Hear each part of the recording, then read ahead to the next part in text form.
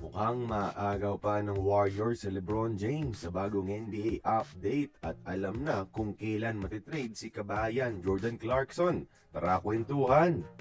Hindi pa nagmamadali si LeBron James mga idol sa kanyang desisyon sa free agency pero sa bagong NBA update, mukhang maaagaw pa siya ng Golden State Warriors mula sa Big 3 choices niya na Cavaliers, Miami Heat at Philadelphia 76ers. Isa kasi sa mga biggest factor ng desisyon ni LeBron ngayon ay ang kanyang anak na si Zuri na lumaki talaga sa California. Doon unti-unting nagiging volleyball star si Zuri at ever since sa California na talaga nag-aral mula preschool. So malaking adjustment sa bata kung lilipat pa ng ibang state mga idol.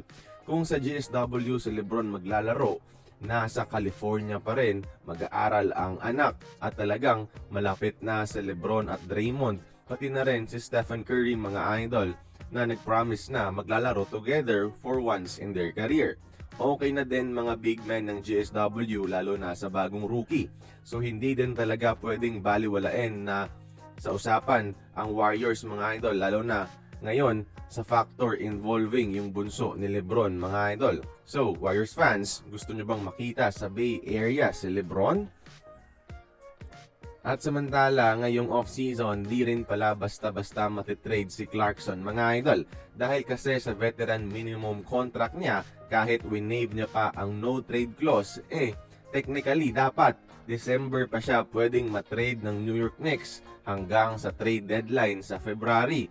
So kung gusto ng Knicks magbago ng roster o gumawa ng changes, meron silang 3 buwan para ipag-shopping sa trade market si kabayan mga idol. Mahihirapan sila niyan dahil kalagitnaan ng season yan at dyan usually pumuputok si Clarkson mga idol.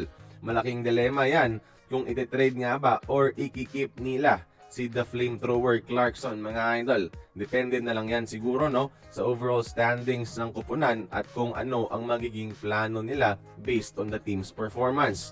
Kaya kayo mga idol, gusto nyo pa bang matrade si JC paalis ng New York? Join the conversation, magkomento lamang sa ibaba.